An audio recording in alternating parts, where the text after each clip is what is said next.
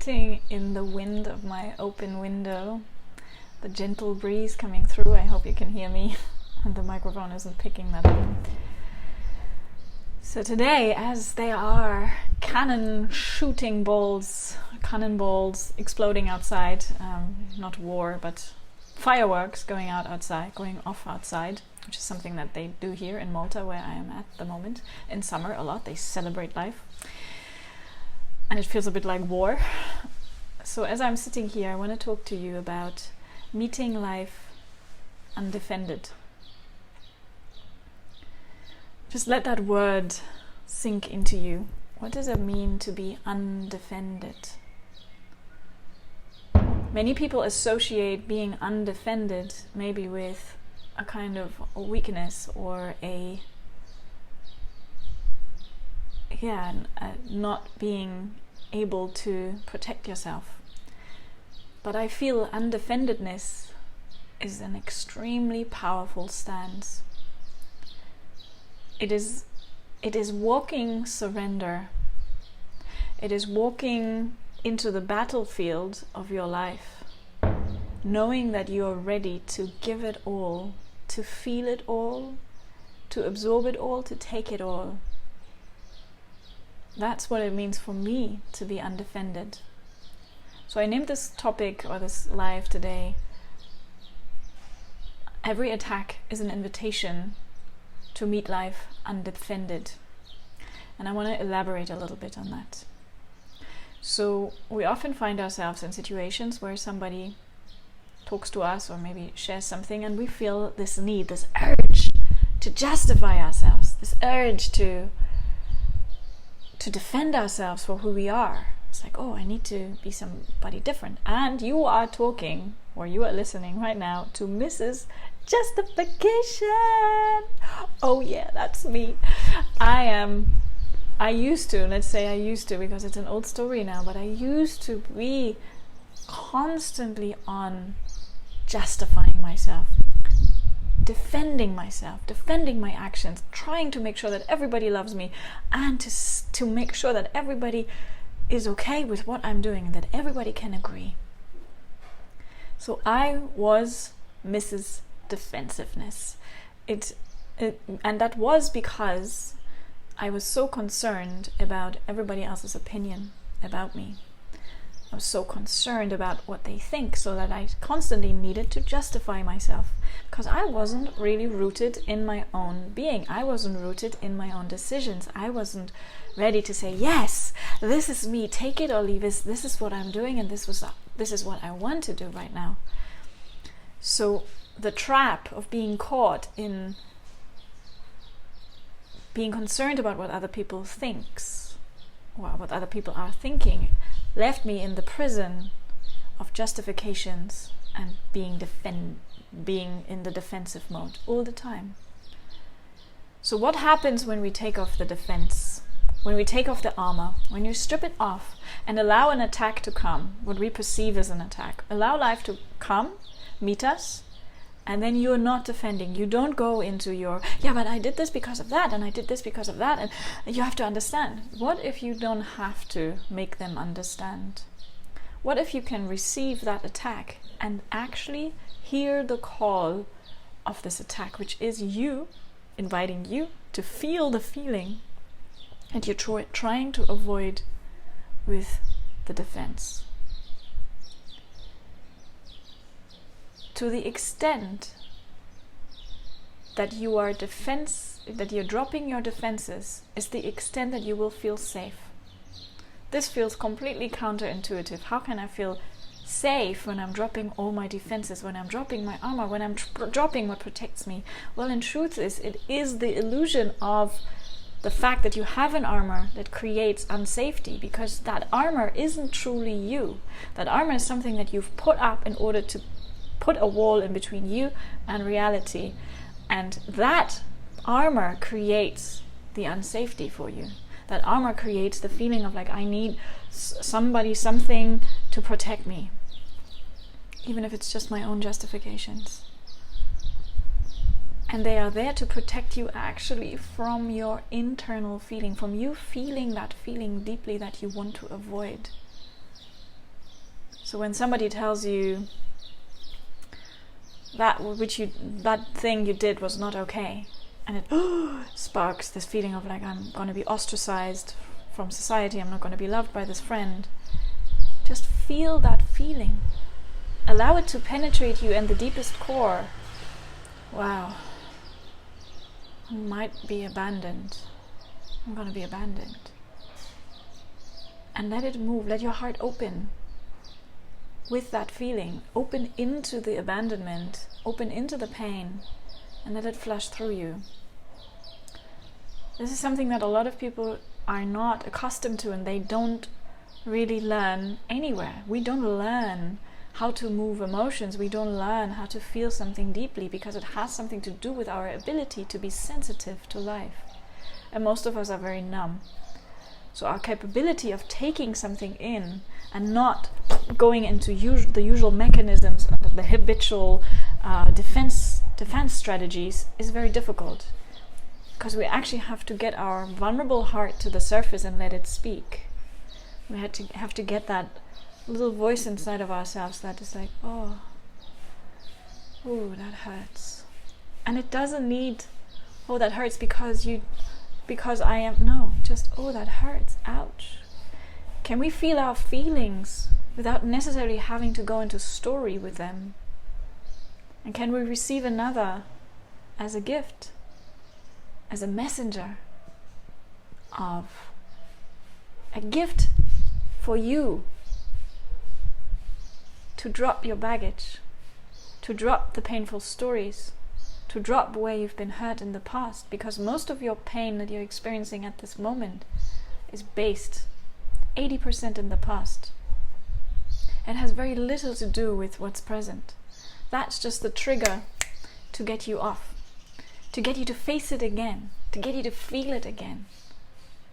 Every attack is just an invitation to meet life undefendedly. Walking into the battlefield of life, walking out there with your heart open, so ready to take it all. No armor needed, no swords, no nothing. You don't need to hurt anybody back. You're ready to feel life. For me, that's such a powerful stand to walk in. And I've been practicing this in the last couple of days. It's like, how can I meet life undefended? Whenever I feel this urge, like, but, when you feel yourself saying that, but, how about just taking a breath and taking it in and feeling your heart and feeling the other's heart and feeling their pain and feeling yours. That's the medicine that we need at this moment, darlings. This is the medicine that is present for all of us at any given moment. It's here. You don't need to buy it in a pharmacy. It's right here for you, right in your body, right in your capacity to feel. Tell me if this resonates. But it goes so deep when you really realize that that is the invitation of life. At any given moment, to drop your armors, to drop what you think you need to protect, because there is nothing that you need to protect. The essence of you is always here, always around, is still and silent and watchful. That essence cannot be protected. There's no need for it to be protected. It is the illusions, the ego, the identifications, the stories that you need to protect. So what if you drop the armor and let whatever wants to penetrate into those stories, whatever wants to penetrate into those painful memories, whatever wants to penetrate into your attachments and identifications, when you let it in, and you say, yes, I'm ready. Let it burn. Burn through the ability of your heart to open into it. And this is something that I said before, a lot of people have difficulties doing, because our hearts are not trained like that. Our hearts are trained to shut down immediately around any kind of emotion. that feels uncomfortable. So we close our hearts, and it's a gradual process to become softer around our edges, to allow life to open us. In the beginning, when I did a lot of rage work, because I needed to connect to my anger, and I didn't have any connection to my anger, I was completely disconnected from it for my whole life. And then I needed a really, really, really dark night of the soul in which my whole life fell apart. I lost my relationship fell apart. I had my daughter. I felt completely alone. It was dark, dark, dark times. My daughter was a crybaby. She screamed for 3, 4, 5 hours a day. I was at the end of everything. And that is where I learned to connect to my anger, to my deepest inner power. And in the beginning, it was very destructive. It was so dark and painful, because the stuck anger that was inside of me needed to move. The age-old stories needed to move. The pain that I had from not being seen, not being heard, not acknowledging myself, all of that needed to move for many, many, many, many, many sessions. And now I can stand in this feeling of anger and open into it, because it's no longer suppressed. It has found a channel. The channel for is cleared. And it's powerful. Now I know that when I need it, anger is rightfully there for me. Anger is there for me to set my boundaries. Anger is there for me to say, oh, up until here and no further. Or it's a simple, no, actually, I want to do something different right now. So it's a great and deep learning for all of us to become more subtle and sensitive to that which is around us, so that we can meet life undefended. I really like this word, meeting life undefended. Just that sentence has captured me so much in the last days, and I've shared it with lots of friends, and that's why I'm sharing it with you today, so that you bring it with you, that you walk into life undefended. Realizing that you don't need to justify, that you don't need to protect anything that isn't you. Whatever you can see, whatever brings up that pain, is something for you to tend to, yes. Is something for you to feel, yes, deeply. But you don't need to hold on to it. You don't need to build a wall around it to protect it.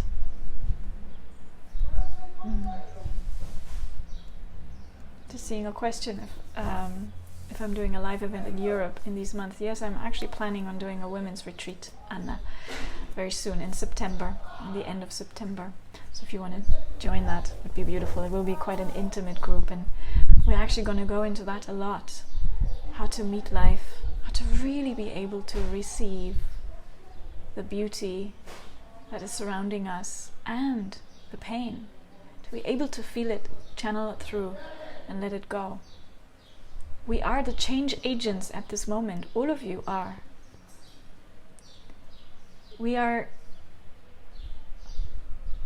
the alchemists, energy alchemists, that can take any form of energy that comes to you, whether it is an attack, whether it is love, whether it is joy, whether it's presence, beauty, bliss, whatever comes to you, whether it's sadness, you can take that to you, digest it, and cycle it back into life. But how are you cycling it back? You will do it. You do it anyway. You take whatever energy comes to you, but when you contract around it and then push it back out as an attack or as a defense or as a justification or even as a shutdown of your own system, then you kind of crank the cycle of energy, and what you're putting out is more of that destructive energy. Ooh, there's so much wind. Maybe I should have closed the window. The live event will be in Malta Gozo. Somebody's just saying, when I lost everything, I found myself. Yes. Sometimes in those dark nights of the soul, in those times when we feel like everything is gone, we feel, who we truly are, because that which cannot be taken away is still here. So that's the invitation. You don't need life to take everything away from you to realize this. You can realize it with every single breath that you are taking. Can you breathe undefendedly? Can you breathe without the impulse to react? Can you just respond? Because your heart is pulling you. I've been speaking a lot about this with certain people as well. There's a difference between your heart's pull and your mind's push.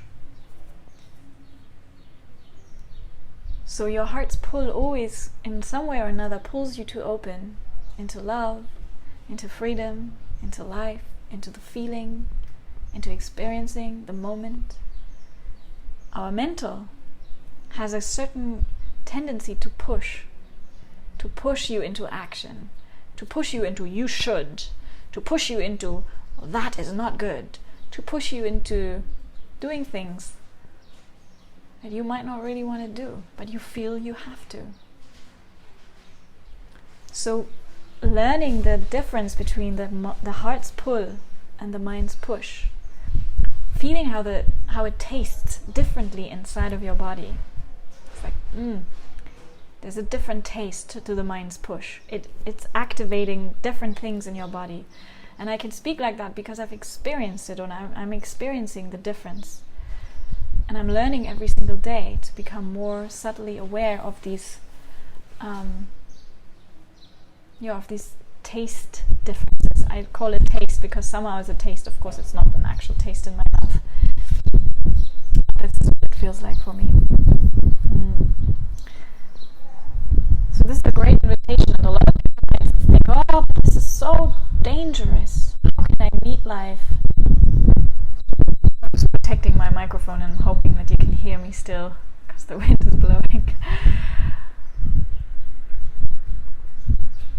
If I really meet life like that, then people will just take advantage of me, and they will just walk over me, and I'll just be the fool.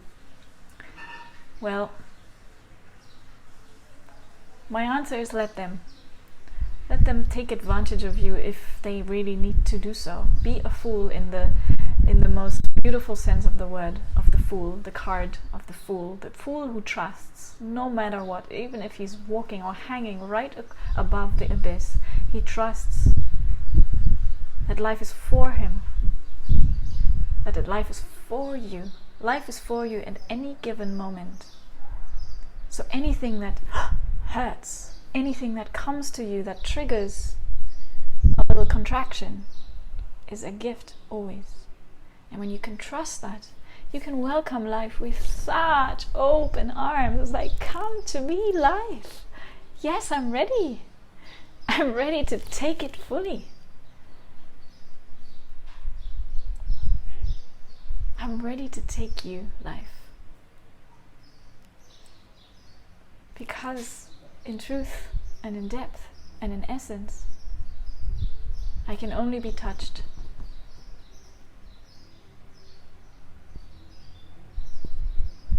And I can only be touched there in that essence. Everything else can be hurt, but you can only be touched. And when you're touched in your essence, it's just pure bliss, peace, silence, stillness.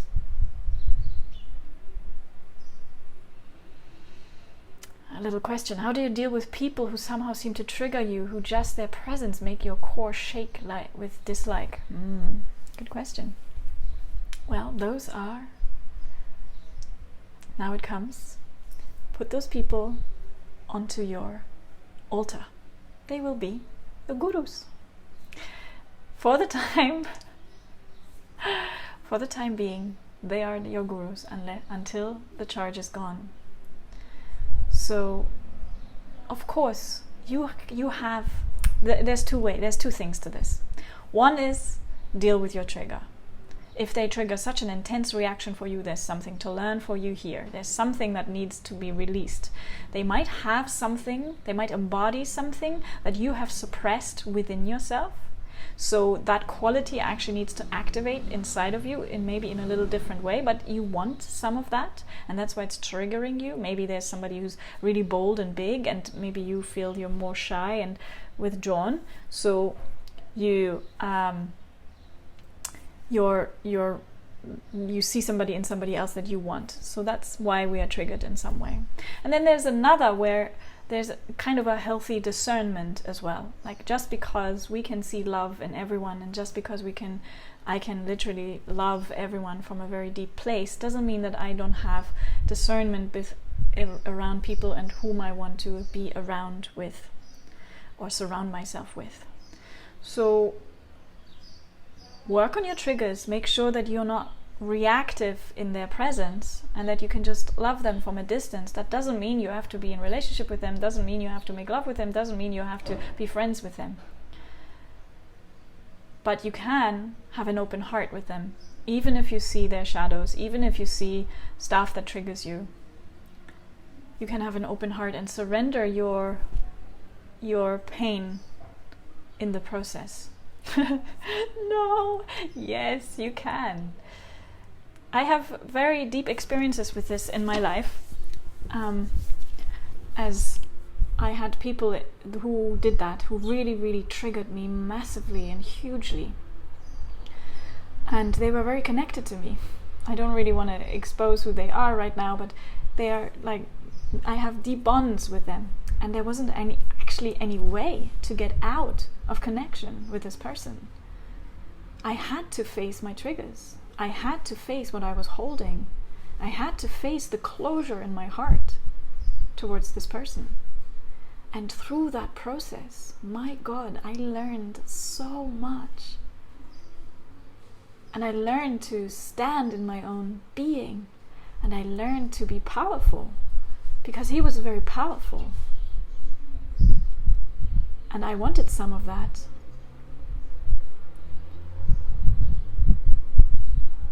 And it was a difficult process. It was painful to feel all of this in all of the extent that I had to feel it. The rage, whew.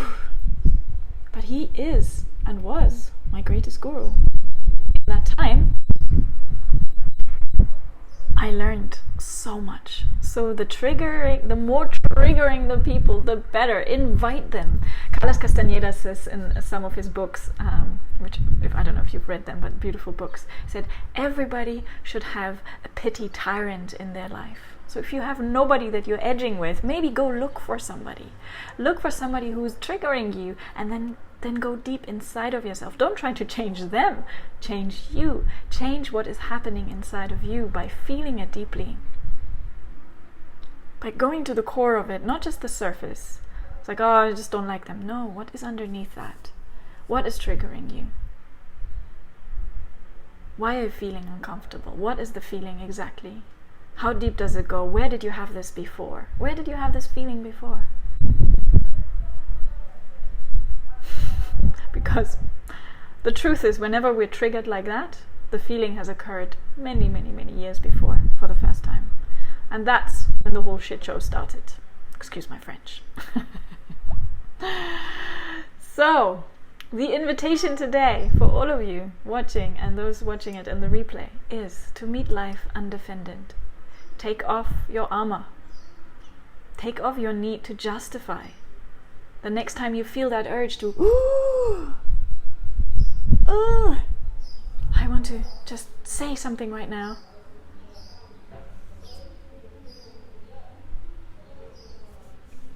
Just breathe. Feel the feeling. Oh, I want to really say this right now. I feel that urge. Feel that urge to justify yourself. And let it just be there. Even that, just stand in the feeling.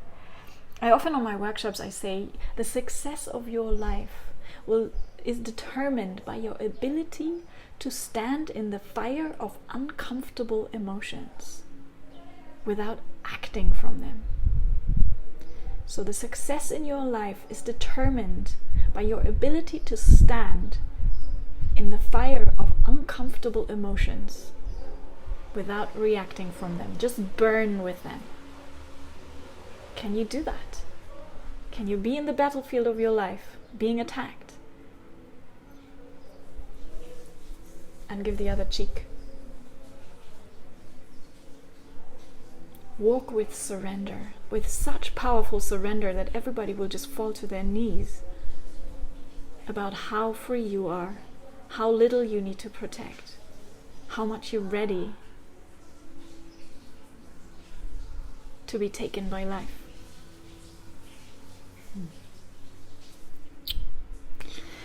Sending you much love, much love.